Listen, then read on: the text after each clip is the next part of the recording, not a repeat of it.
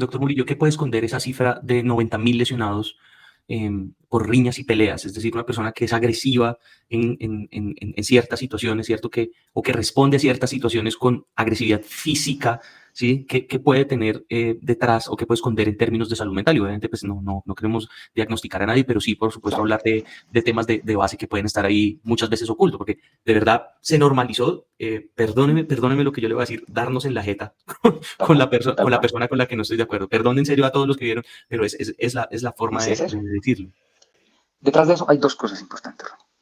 La primera, quizás la más grande, que es algo que se ha visibilizado y que quienes trabajan con niños, adolescentes y familia han tratado siempre de llamar la atención. Detrás de una persona, detrás de un adulto violento, hay un niño que fue sometido a la violencia. Punto. Tenemos que ir a mirar la violencia intrafamiliar. De cómo estamos llevando a un niño en primera infancia y luego más o menos entre los 6 y los 10 años de vida, que está sometido a un ambiente violento, normaliza la violencia, normaliza que la resolución de los conflictos tiene que ser incluso a costa de la existencia y el bienestar del otro. ¿Sí? Y eso va a lo segundo que se esconde detrás de eso. La reacción violenta, la reacción en la que no me da la capacidad de pensar lo que estoy sintiendo y mirar cuál es el panorama más conveniente y eventualmente confundimos agresión o agresividad, que es una respuesta animal que está en pro de la preservación de la especie, es un instinto, con violencia, sin sentido. Son dos cosas diferentes. ¿Sí? Detrás de eso, por lo general, lo que hay es una acumulación de frustraciones en la vida, una acumulación de duelos, una acumulación de dolores, que se expresan a través de la agresividad, que se expresan a través de la irritabilidad. Entonces uno podría decir, tenemos una alteración en el estado de ánimo, podríamos llamarlo una depresión, podríamos llamarlo en términos menos clínicos una tristeza crónica, un ser humano frustrado, con necesidades, con duelos, maltratado en la infancia, que todo eso son lo que yo estoy listando ahí, son factores de riesgo, por ejemplo, para depresión. Cuando esas cosas se conjugan y hay un detonante grande, pues se expresa y se manifiesta a través de la violencia, se manifiesta a través de coger al otro.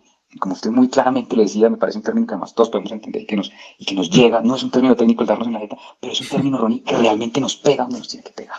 Y es en la cotidianidad.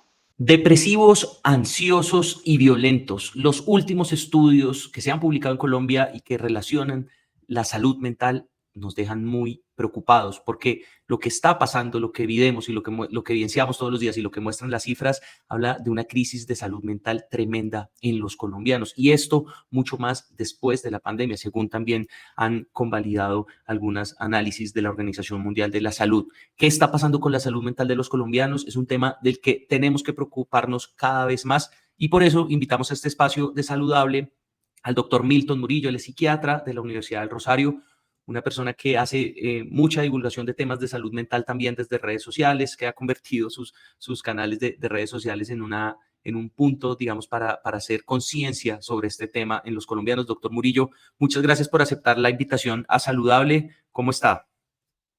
Hola Ronnie, ¿no? Muchas gracias por la invitación siempre para tocar estos temas que son inagotables, ¿no? Que yo siempre he dicho que hay que insistir una y otra vez, al menos para llamar la atención, al menos para que estas cosas se conozcan, para que la población general sepa lo que está sucediendo. Entonces, bueno, afortunadamente todo bien por acá, pero preocupados, bastante Bueno, preocupados. hablábamos de algunas cifras, ¿cierto?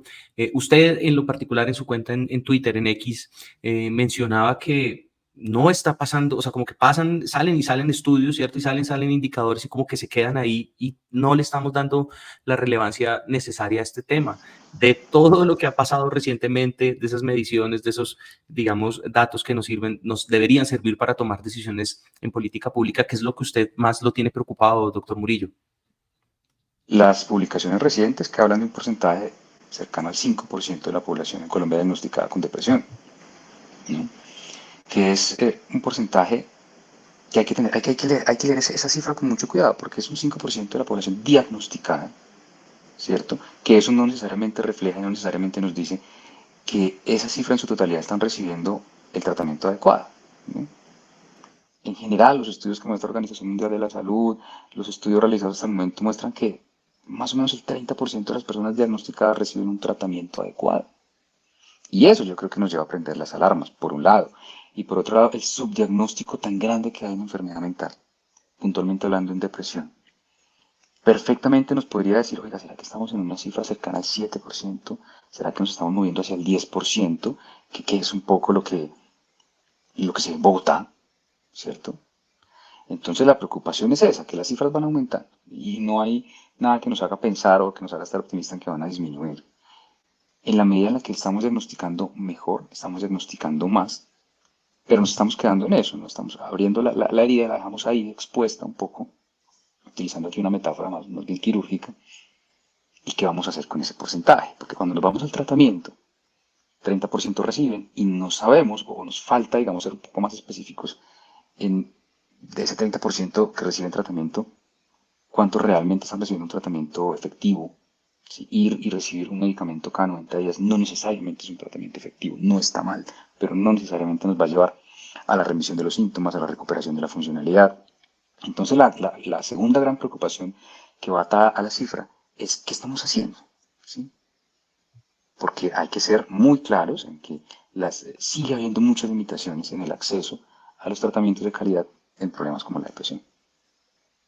Bueno, usted lo mencionaba, ¿cierto? Ese componente de acceso, pues es, digamos, importantísimo en medio de toda esta discusión, porque creo que hay una queja generalizada, ¿cierto? Frente al tema de acceso, ya lo podemos desmenuzar más adelante. Pero también mencionábamos tras bambalinas, doctor Murillo, el tema de la violencia, ¿sí? Entonces, acaba de salir un informe de medicina legal donde decía que cerca de 30.000 muertes violentas el año pasado, la mitad de ella producto de los asesinatos. Pero de todas esas, hay dos que a mí me dejaron muy impresionado, doctor Murillo. Y es primero, 90.000 lesionados por riñas y peleas el año pasado en Colombia, ¿sí? Y más de 40.000 intentos de suicidio, según el Instituto Nacional de Salud. Estas cifras, ¿qué le dicen a usted? Nosotros, como dice el título de este video, los colombianos somos depresivos, ansiosos y violentos por naturaleza, doctor Murillo. Yo no sé si por naturaleza, Ronnie, pero lo que sí es claro es que nuestra sociedad hace muchos años, lo que pasa es que ahorita, claro, le repito, lo que se ha vuelto juicioso es el diagnóstico y el reporte, las cifras, la notificación en secretarías de salud, en ministerio. Pero nosotros pues venimos como sociedad colombiana inmersos en un conflicto armado de más de 50 años, que eso es una cosa que pues, no estoy diciendo nada nuevo, no estoy, muy seguramente estoy hablando ciertas obviedades, pero qué impacto tiene eso en la sociedad en términos de salud mental es quizás lo que vale la pena como recordar, porque ni siquiera es contar algo nuevo, es recordar que si en general una sociedad está expuesta a fenómenos de violencia, que además tienen como el escenario grande, el escenario visible al que estamos acostumbrados es el conflicto armado, ¿cierto?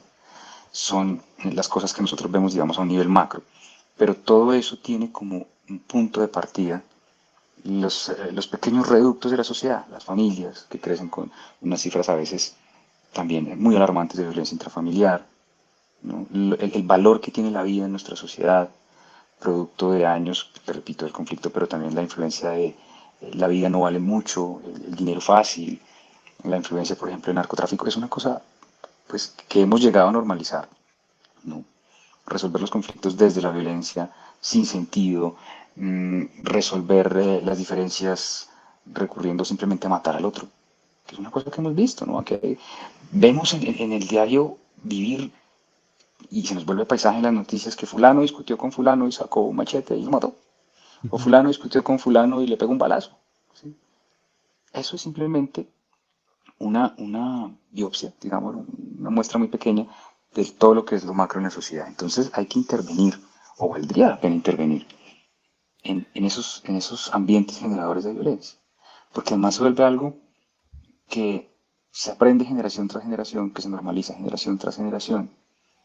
Y si bien es cierto que en el país hay prioridades a nivel del Estado, a nivel gubernamental, que son innegables, también hay que empezar a pensar qué vamos a hacer desde las bases, ¿no?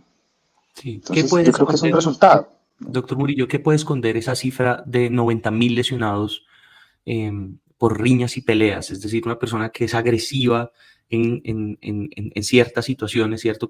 O que responde a ciertas situaciones con agresividad física, ¿sí? ¿Qué puede tener detrás o qué puede esconder en términos de salud mental? Y obviamente, pues no queremos diagnosticar a nadie, pero sí, por supuesto, Claro. hablar de temas de base que pueden estar ahí muchas veces ocultos, porque de verdad se normalizó perdóneme lo que yo le voy a decir, darnos en la jeta con, Tal cual, con tal la cual. persona con la que no estoy de acuerdo. Perdón en serio a todos los que vieron, pero es la forma Es eso. de decirlo. Detrás de eso hay dos cosas importantes, Ronnie. La primera, quizás la más grande, que es algo que se ha visibilizado y que quienes trabajan con niños, adolescentes y familia han tratado siempre de llamar la atención. Detrás de una persona, detrás de un adulto violento, hay un niño que fue sometido a la violencia. Punto. Tenemos que ir a mirar la violencia intrafamiliar. ¿Cómo estamos llevando un niño en primera infancia y luego más o menos entre los 6 y los 10 años de vida que está sometido a un ambiente violento normaliza la violencia, normaliza que la resolución de los conflictos tiene que ser incluso a costa de la existencia y el bienestar del otro? ¿Sí? Y eso va a lo segundo que se esconde detrás de eso.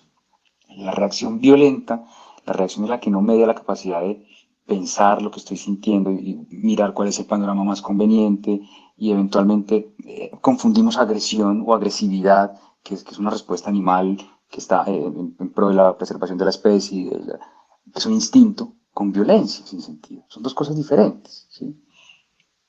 Detrás de eso, por lo general, lo que es una acumulación de frustraciones en la vida, una acumulación de duelos, una acumulación de dolores, que se expresan a través de la agresividad, que se expresan a través de la irritabilidad. Entonces uno podría decir, tenemos una alteración en el estado de ánimo, podríamos llamarlo una depresión, podríamos llamarlo en términos menos clínicos una tristeza crónica, un ser humano frustrado, con necesidades, con duelos, maltratado en la infancia, que todo eso, eso son lo que yo estoy listando ahí, son factores de riesgo, por ejemplo, para depresión. Cuando esas cosas se conjugan y hay un detonante grande, pues se expresa y se manifiesta a través de la violencia, se manifiesta a través de coger al otro. Y como usted muy claramente lo decía, me parece un término que además todos podemos entender y que nos llega. No es un término técnico el darnos en la jeta, pero es un término, Ronnie, que realmente nos pega donde nos tiene que pegar. Y es en la cotidianidad. Entonces, si yo vivo fundamentalmente irritable todo el tiempo, si yo estoy, como dicen las personas, a mí que no me miren feo porque yo soy un fósforo, ¿no? Sí. A mí el que me diga, el que me empuje en el Transmilenio se muere. La irritabilidad predominante, ese ser humano que incluso a veces se define a sí mismo como fosforito, está triste hasta que no se demuestre lo contrario. Detrás de todas estas manifestaciones de irritabilidad y agresividad hay por lo general elementos de, llamémoslo tristeza crónica, para no poner el término clínico de depresión, no irnos hacia la medicalización de las cosas, pero detrás de la violencia hay duelos no resueltos, hay tristezas, hay inconformidades. Bueno, el otro tema, digamos, que está metido en el mismo ciclo, si se quiere, doctor Murillo, es el de la violencia que muchas veces recibimos. Entonces, hay usuarios activos de violencia, ¿sí? Los que Uh-huh. están dispuestos a reaccionar y responder, pero hay otras personas víctimas, por ejemplo, de la violencia, de la inseguridad, que también ven, digamos, comprometida su salud mental. Y lo digo aquí también, digamos, especialmente por los bogotanos, que es inevitable, pues, la crisis de seguridad, de inseguridad mejor que se vive en la capital. Ya uno ni una empanada se puede sentar a comer en un negocio porque se Nada. siente amenazado por la seguridad. Eso al final entra en este mismo terreno del compromiso de la salud mental. ¿Usted cree que esta crisis de seguridad también va en contra de la salud mental de los colombianos y de los bogotanos?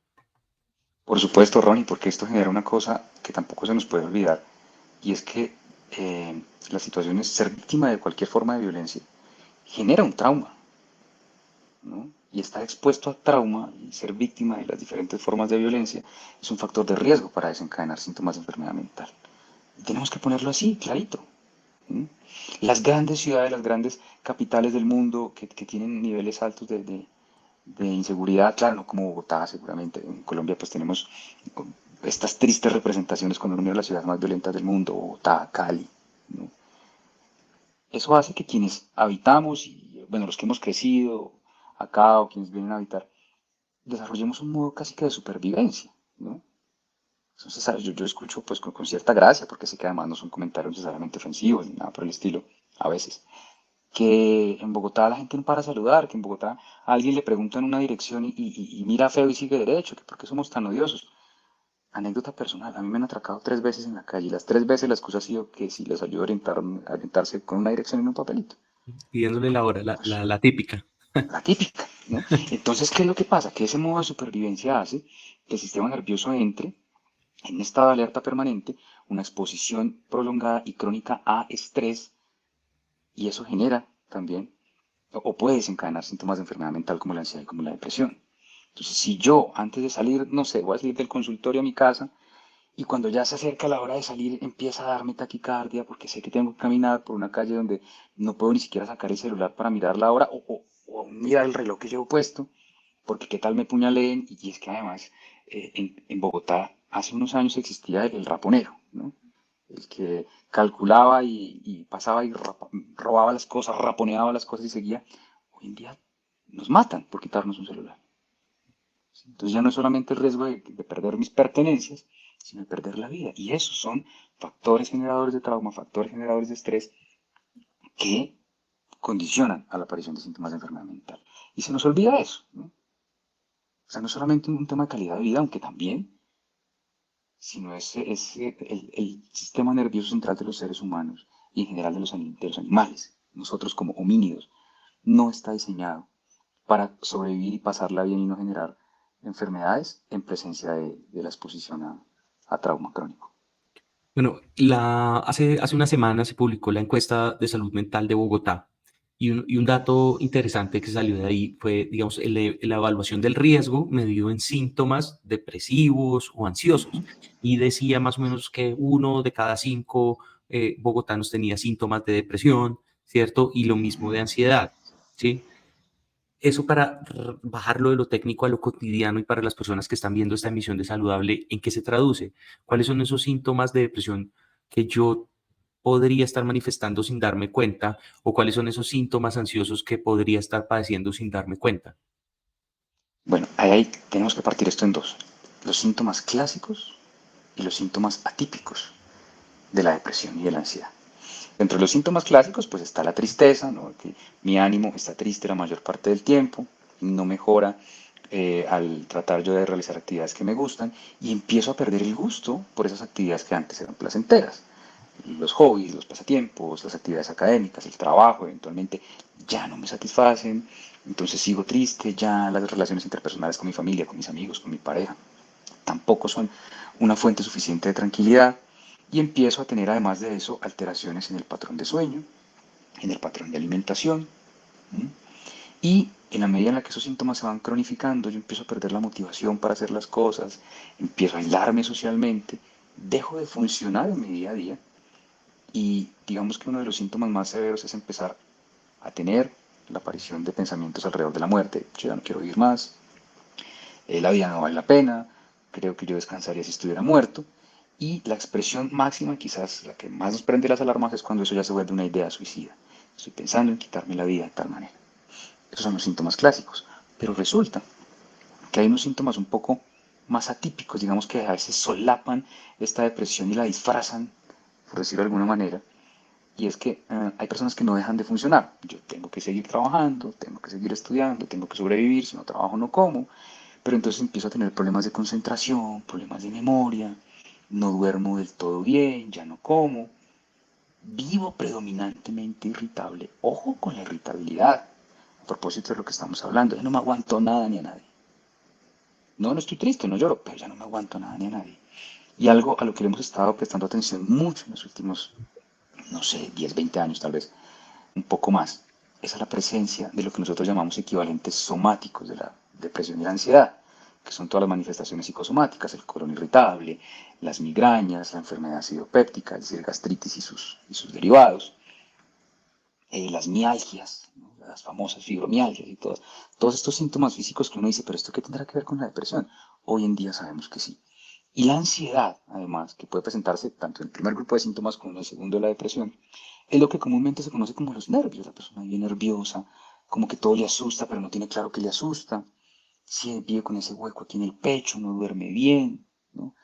Mm, siente como que en algún momento algo va a salir mal, o más bien en todo momento algo va a salir mal, ¿no? Viven esos estados permanentes de alerta y no se puede concentrar, su memoria falla. Ese tipo de situaciones es los que en la cotidianidad nos deben hacer pensar en esto no es normal, ¿sí?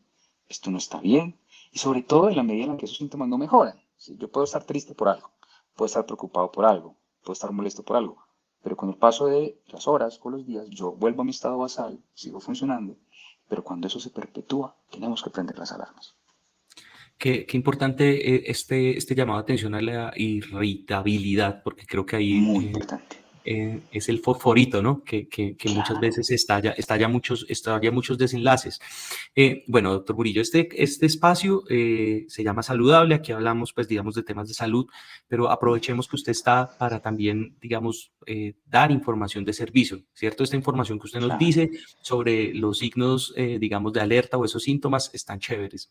¿Hay algo que, digamos, se pueda, algún consejo en particular que para uno u otro caso se puedan aplicar desde casa sin necesidad de ir a una consulta? Es decir, como un consejito fácil de hacer en casa para, por ejemplo, tratar la irritabilidad. Si yo sé que estoy siendo irascible, ¿sí? O irritable, ¿cómo puedo, sin necesidad de consulta o acompañamiento, un poco trabajar en eso?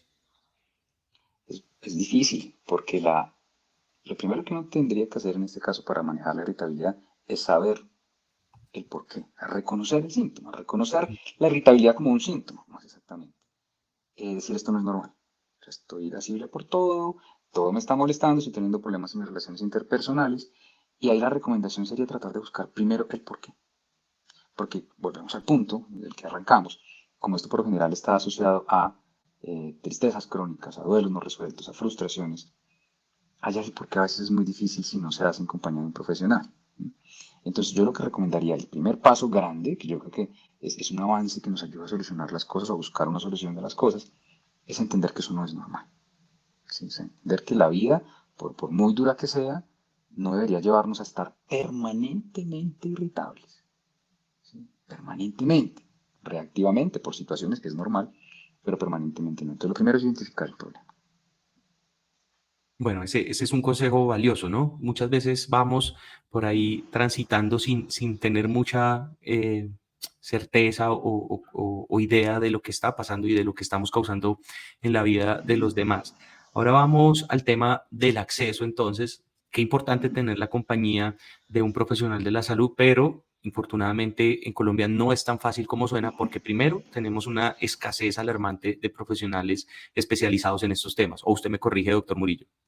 No, es así, es tal cual. Es tal Entonces, cual y además cobertura, planillas de registro, acceso, bases de datos, no es calidad en la atención ni oportunidad en la atención, eso hay que tenerlo claro, ¿no? ujú, que es principal, pues, digamos, la principal motivo de queja de las personas frente al sistema de salud, no tanto tener el seguro ni tener el acceso, sino cuándo se hace, ¿cierto? Y la calidad con la que se tiene.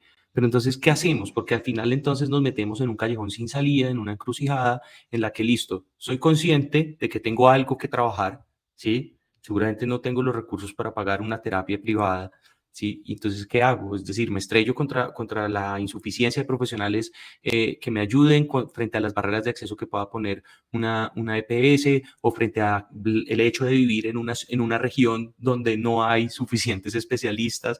Entonces, digamos, ¿qué hacer si al final pareciera estar uno entrando a un callejón sin salida? Es que desafortunadamente ese es el escenario actual, bueno, actual y el que ha sido siempre para la salud mental, ¿no? Yo, digamos que lo que he visto es que en general, y ahí alguna vez uno de mis grandes maestros en el posgrado decía, el sistema de salud es la cenicienta de los gobiernos y la salud mental es la cenicienta de los sistemas de salud. Entonces estamos como en la cola de la cola. Históricamente esto siempre ha sido así. Ahora, entramos en un reto importante y es con el auge y el predominio cada vez mayor del lenguaje digital, tenemos la información mucho más a la mano. Entonces estamos hablando de salud mental, estamos hablando de enfermedad mental y la gente está informada, los jóvenes están informados. Pero entonces aparece el problema que cuando yo voy a buscar ayuda, encuentro todas las limitaciones. La salud mental no solamente la tratamos los psiquiatras, es decir, el médico que se especializa en psiquiatría no es el único que trabaja la salud mental. Tenemos también el apoyo de los profesionales, de los psicólogos, los profesionales en psicología que se dedican a la clínica. Ojo, no todos los psicólogos hacen clínica, pero también existen muchos escenarios en los que se puede trabajar en salud mental. Existen programas de salud mental, de cuidado, por ejemplo, hay personal de enfermería especializado en temas de salud mental, terapia ocupacional, trabajo social. Y la recomendación es toquemos las puertas. En teoría, todos los médicos recién formados que atiendan urgencias están en capacidad de diagnosticar una enfermedad mental, digamos en este caso depresión y ansiedad, hacer un enfoque inicial y remitir a un servicio de salud mental. Y todas las EPS y todos los servicios de salud, régimen contributivo, régimen subsidiado, planes complementarios, medicina prepagada, tienen, tienen que tener servicio de salud mental adscrito.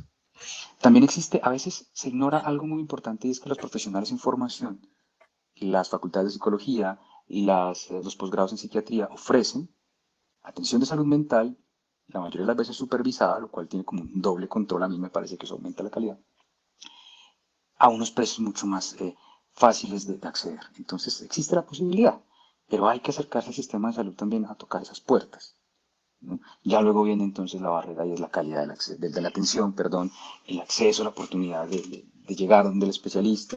¿No? Porque entramos en una cosa que es importante que quienes están viéndonos en este momento, la población general, los pacientes, los potenciales pacientes, todos somos potenciales pacientes en esto, se salgan un poco a veces del discurso que está predominando ahorita y es, el sistema de salud está bien, ¿sí? Las personas que trabajan en salud, ojo, las personas que trabajan en salud, que dicen que el sistema de salud está bien, muy seguramente hace mucho tiempo no ven pacientes. Hagan el ejercicio, a ver si estoy mintiendo, ¿no? Ujú. Estos que defienden a ultranza el sistema de salud como está, de esos hagan un ejercicio y díganles, oiga, ¿cuándo fue la última vez que usted estuvo en clínica viendo pacientes? ¿Por qué? Porque los que sí hacemos ese ejercicio diario sabemos que los servicios ambulatorios de las EPS no están funcionando, que las autorizaciones son prolongadas, que los medicamentos se tardan, que la oportunidad de las citas son muy largas y que las IPS o quienes prestamos los servicios tenemos unas limitaciones también de atención. Pero el mensaje, para no caer en una cosa absolutamente pesimista, es que hay que tocar las puertas del sistema de salud. Hay que buscar los profesionales de salud. La difusión en redes sociales de pues, quienes hacemos esta difusión ha permitido también que las personas se acerquen de manera anónima, por un mensaje directo, por un mensaje interno. Oiga, doctor, tengo esta dificultad. No mire, vaya allá, hay un grupo de apoyo aquí, conozco un psicólogo allá, está la facultad de psicología de tal, está el posgrado de psiquiatría de tal otro. Es tocar la puerta, digo yo. Bueno, es claro eso, doctor Murillo, y usted da algunas ideas que pues a mí me parece que dan la sensación de que se pueden hacer cosas ya, Sí, ¿cierto? Sin necesidad de una reforma. Entonces aquí, perdóneme si yo me salgo un tema, un poco del tema, digamos, que nos traía aquí, pero ¿usted cree que hace falta también voluntad de parte de los actores y de los rectores del sistema? Porque en últimas el Ministerio de Salud es el rector del claro. sistema de salud. Y que yo recuerde, en lo que llevo aquí cubriendo información de salud, hemos tenido varias políticas de salud mental. Y Uh-huh. si se hiciera una evaluación de estas políticas, pues creo que no estaríamos No, muy bien. no, nos rajaríamos, Ronnie. Y esto no es de los últimos 2 años, ni de los últimos tres, ni de los años que vienen. Yo a veces tengo unas expectativas un poco pesimistas, pero claro que es un tema de falta de voluntad, ¿no? De mejorar la calidad de la atención, de ir a la promoción y la prevención, a los determinantes sociales, ¿no? Salud mental no es una cita con psiquiatría, ojo. Los psiquiatras, por lo general, cuando recibimos un paciente, recibimos un episodio, un trastorno, una patología ya instaurada. ¿Dónde está lo preventivo? ¿Dónde está la psicoterapia?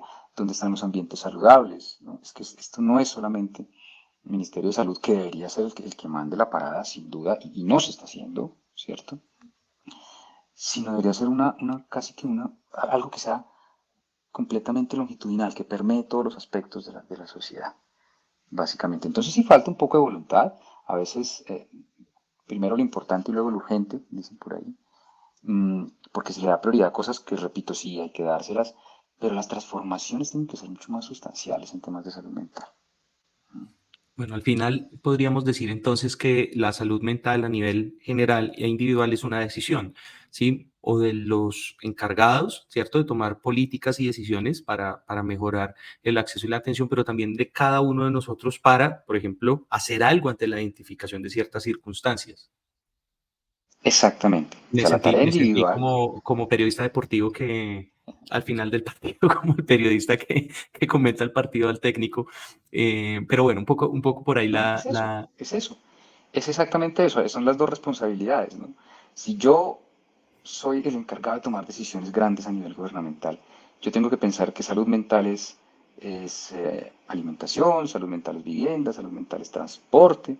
¿Sí? Si yo vivo en Bogotá y paso 5 horas, hay gente que pasa 5 horas en el transporte público en Bogotá. No estoy exagerando, 5 horas. Increíble, increíble. 2:30 de ida, 2:30 de vuelta. Y es en un transporte público que además es inseguro en una ciudad. Sí, el clima de Bogotá no ayuda, yo sé, pero pues eso sí ya se sale de las manos de cualquiera. Eh, y las condiciones de trabajo no son buenas, todo eso es salud mental. Entonces, esa es una parte. Y desde lo individual, lo que a cada uno de nosotros nos corresponde es identificar cuando algo no está bien. ¿Sí? Si yo mañana amanezco con una masa en el codo del brazo izquierdo que no me lo deja mover, yo tengo que ir al médico, porque esa masa no está bien. ¿Qué tal sea algo grave o qué tal sea algo que se puede intervenir a tiempo o qué tal simplemente sea algo que con hielo y un par de analgésicos mejore? Y con salud mental debería pasar lo mismo. No, individualmente debemos dejar de normalizar el sufrimiento. Dejemos de normalizar el sufrimiento, dejemos de normalizar la incomodidad y busquemos los servicios de salud, que en algún punto algo se puede hacer. Usted a veces, y aquí le pregunto al profesional, pero también a la persona, ¿se siente un poco desesperanzado frente a todo esto que estamos viendo, doctor Burillo? Es decir, como que la sensación pues, que puedo tener y que tal vez compartan más personas es que todo empeora. O sea, en muchos sentidos, todo empeora. Desafortunadamente sí, sí, no solamente como profesional, sino también como colombiano, como ser humano, como habitante del mundo, porque además es muy complicado uno levantarse y prender las noticias o si no ven televisión y no escuchan radio, ir a redes sociales, lo que sea, porque nos estamos matando aquí, nos estamos matando en África, hay un genocidio al otro lado del mundo, ¿no? Que está ocurriendo en nuestra cara y nadie hace nada, o los que pueden hacer algo no hacen nada, pues. Entonces sí es una cosa desesperanzadora. Digamos que es a veces frustrante saber que uno hace un trabajo para un grupo muy reducido de la población, pero que los grandes determinantes pues, van a seguir ahí bastante afectados. El mensaje, si quisiéramos sacar un rengloncito de optimismo para el asunto, es en lo que nos corresponde a cada uno, ¿no? En nuestras pequeñas burbujas, en nuestros pequeños mundos, se pueden hacer cosas en temas de salud mental. Yo tengo pues esperanza que la Secretaría de Salud en Bogotá entrante trabaje en temas mucho más robustos de salud mental. Conozco los profesionales que están ahí, conozco los equipos que están rodeando y son personas en las que tengo un nivel de confianza importante. A nivel nacional, pues hay incertidumbre, ¿no?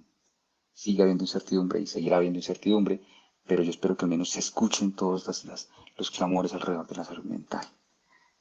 Pero sí, no, sería muy deshonesto de mi parte decir que hay esperanza, que todo va a mejorar, cuando la realidad externa nos muestra lo contrario. Bueno, eso se ha estudiado, entiendo, doctor Murillo, como esa sensación de que nada, de que todo empeora. No sé si eso cabe en lo particular en un trastorno o algo así. ¿Será que estamos como metidos todos La desesperanza o lo que nosotros técnicamente llamamos también ideas de desesperanza, ¿no? Cuando uno hace el examen mental de un ser humano, es frecuente encontrar ideas de desesperanza, de minusvalía, de catastrofismo.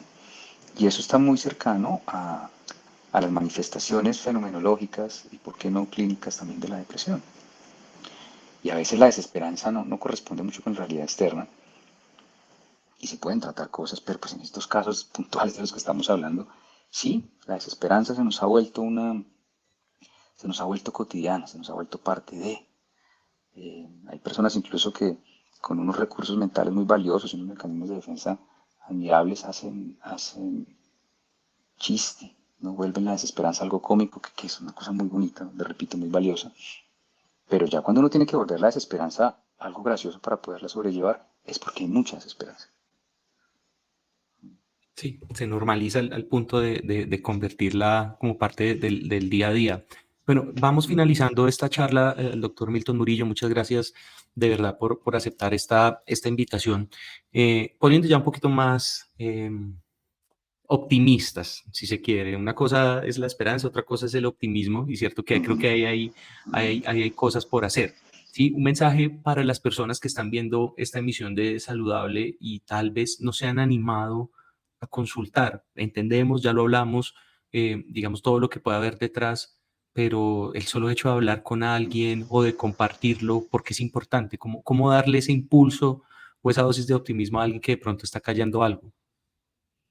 Yo creo que esto tiene mucho que ver con el estigma, Ronnie, y el mensaje para las personas sería, para que todos los que nos están viendo y están diciendo, uy, sí, lo que está diciendo este tipo es cierto, pero a mí me cuesta, es que no está loco, ¿no?